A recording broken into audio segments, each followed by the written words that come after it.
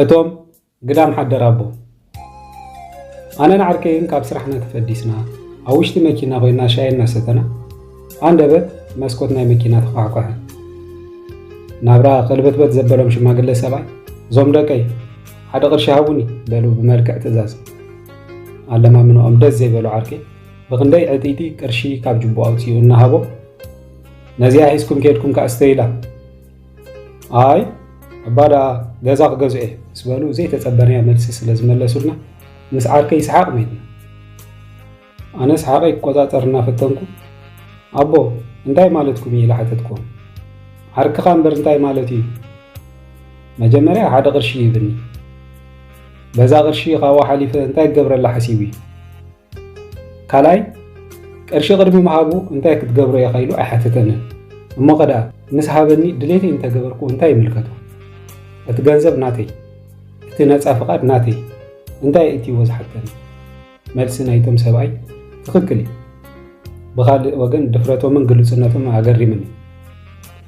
عركي حتو قصله حرا يا ابو حجه حتكم انتي اخون تقبروا له كسات يدو يلوم قلقل افا ملسولو حجون سحاقنا ملغني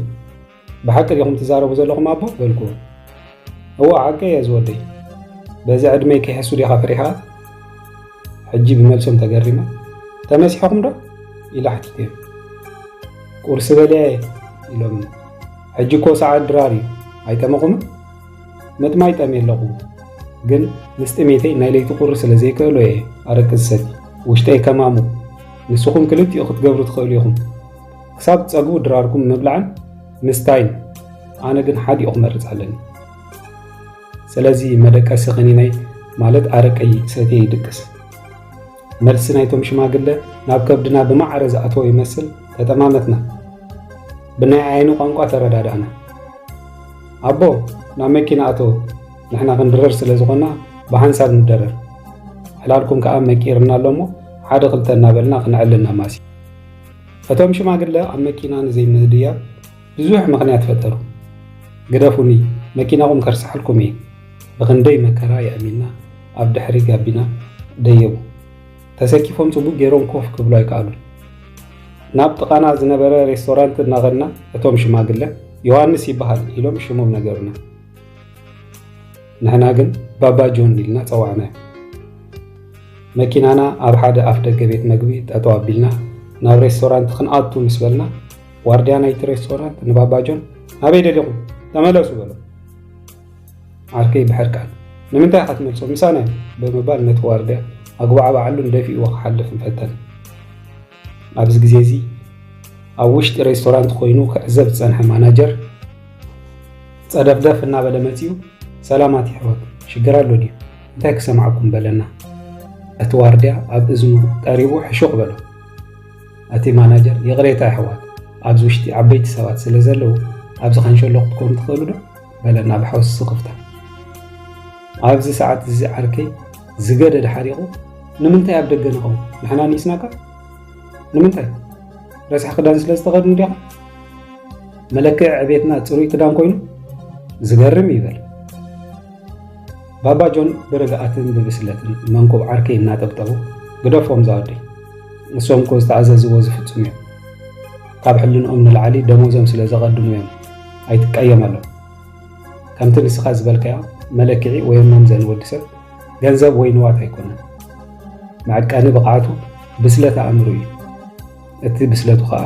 ንኹሉ ሕማቕ ነገራት ንዕቁን ሲሒቁን ክሓልፍ ከኽእሎ ይግባእ በሉ ባባ ጆን ከቀድሜና እናሰጎሙ ንዑዞም ደቀይ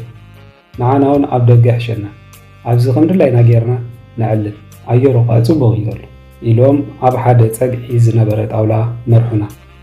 ናይ ባባ ጆን ርግኣትን ምስትውዓልን ምስ ዕድሚኦም ትጽበዮ እኳ እንተኾነ ናቶም ግን ፍልይ ዝበለ እዩ ፍጹም ቁኑዕ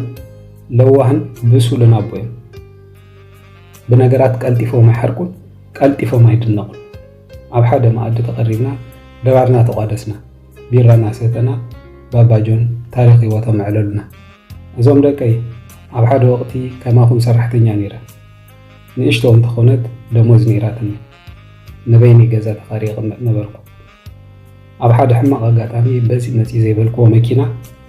ገጪኒ እግረይ ተሰበርኩ በዚ ምክንያት ንንውሕ ዝበለ ግዜ ሆስፒታል ደቀስኩ እቶም ዘስርሑኒ ዝነበሩ ሰባት ንቁሩብ ኣዋርሕ ደሞዘይ እናኸፈሉ እንተሕከሙን እኳ ቀልጢፈ ክሕዊ ብዘይ ምኽኣለይ ኣብ ቦታይ ቀያር ሰብ ኣተው በዚ ምክንያት ወርሓዊ ዝወሃበኒ ዝነበረ ገንዘብ ተቋረፀ ኣካረይተይ እውን ኣነ ኣብ ዘይነበርኩሉ ግዜ ገዛይ ሴሮም ኣትዮም ኣቑሑተይ ንደገ ብምውፃእ ንኻልእ ሰብ ኣካርይዎ ኣብዚ ግዜ እዚ ናይ ቀረባ ዘመድ ኮነ ዓርኪ ስለ ዘይነበረኒ ካብ ሆስፒታል ምስ ወፃኹ ናብራይ ኣብ ጎደና ክነብር ጀመርኩ ዝገርም እዩ ብሓንቲ ኣጋጣሚ ሂወተይ ከም ዝኾይና እንህለ ክሳብ ሕጂ ኣብዚ ጎደና ይነብር ኣለኹ ሓደ ክልተ እናበልና ዕላል ባባጆን መሲጠና ከይተፈለጠና ግዜ ኸይዱ ስለ ዝነበረ ንባባጆን ናብ ቦትኦም ኣፋኒና ናብ መኪናና ምስ ደየብና ዓርኬ ካብ ጅቡኡ ዝተወሰነ ገንዘብ ኣውፅኡ ባባጆን እዚኣ ሕዝዋ ምስ በሎ ካባና ንድሕሪት ገጾም እናረሓቁ ንዓርኬ ተገሪሞም እናጠመትዎ እንታይ ክገብሮ ኢኻ ገንዘብ ትበኒ ክሳብ ፀግብ ተደሪረ ዝኣኽለ ንሰት ድሕሪ እዚ ገንዘብ እንታይ ክገብረለዩ በልዎ ኣነ ህውኽ ኢለ ንፅባሕ ኣይኮነኩም ባባጆን በልኩ እታ ደስ ትብል ፍሽኽትኦም እናረኣዩና ናብራ ናይ ጎደና ካብ ዝመሃረኒ ነገራት እቲ ሓደ እንታይ ከም ዝኾነ ትፈልጡ ዞም ደቀይ እናትና መልሲ ከይተፀበዩ ዘረብኦም ቀፀሉ ጎደና ካብ ዝመሃረኒ ሓደ ነገር ንሎሚ ጥራይ መንባር ናብራ ጎደና ፅቡቅ ገይረ ካብ ዝፈልጦ ንድሓር ገንዘብ ሒዘ ደቂሰ ይፈልጥን ድራሬ በልዒ ቁሩብ ኣረክሰት ዝተረፈኒ ገንዘብ እንተሎ ከምዚ ኸማይ ግዳም ሓድር ሂበ በጢለ ሓድር ኣነ ገንዘብ ሒዘ እናደቀስኩ ስለምንታይ ካልእ ሰብ ተሚዝ ሓድር ናይ ገዛ ክራይ ይከፍል ግብሪ ማይ መብራህቲ እዚኦም ኣይምልከቱኒ ንምንታይ ዝጭነቕ ዕለታዊ መግበይ እንተረኺበ እንታይ ክኾነኒ ኢለየ ገንዘብ ዘዋህልል ከብደይ እንተመልኤ ተመስገን ኢለ ምድቃ እዞም ደቀይ ነብሲ ወከፍ መዓልቲ ናተዓድል ኣለዎ ሕማቕ ወይ ፅቡቕ ንሕና ሰባት ማለት ዓይንና ብመንዲል ዝተሸፈና ዓይነት ብሃውሩ እንጓዓዝ እንስሳ ማለት እዩ ኣብ ቅድሜና ዘሎ ነገር ዘይንርኢ ፅባሕና ዘይንፈልጥ ሂወት ንሕና ባዕልና ንመርሓ ይመስለና ነገር ግን ሂወት ናታ መንገዲ ኣለዋ ብናታ መንገዲ ባዕላ ትመርሓና እዚ እዩ ኣብ ናተይ ሂወት ዝኾነ ናተይ ሂወት ብሓደ ሕማቕ መዓልቲ ተቐይሩ ከምዚ ክኸውን ኢለ ሓሲበ ይፈልጥን ነይረ በል ወቒዱ ከይመሲየኩም ዞም ደቀይ ኣነ ኸውሪ እንተጀሚረ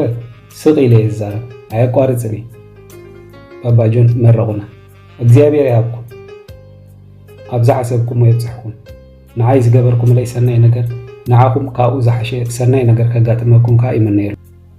ቀድሚ ምኻድኩም ግን ሓደ ነገር ክነግረኩም ንሕና ሰባት ሓሳባትና ብዙሕ እዩ ሓደ ግዜ ከም ንሞት ንርስዕ ካብ ሓመድ ዝተሰርሕና ካይላ ምዃንና ንርስዕ ስለዚ ኢና ከዓ ሂወት ኣብ ዘይብሉ ሂወት ንፅመድ እቲ ዝዓበየ ቁም ነገር ቅንዕና ልውህና ፍቕርን ረሲዕና ነዛ ንዘለኣለም ዘይንነብረላ ምድራዊት ምቾትና ንሰርቕ ንሕሱ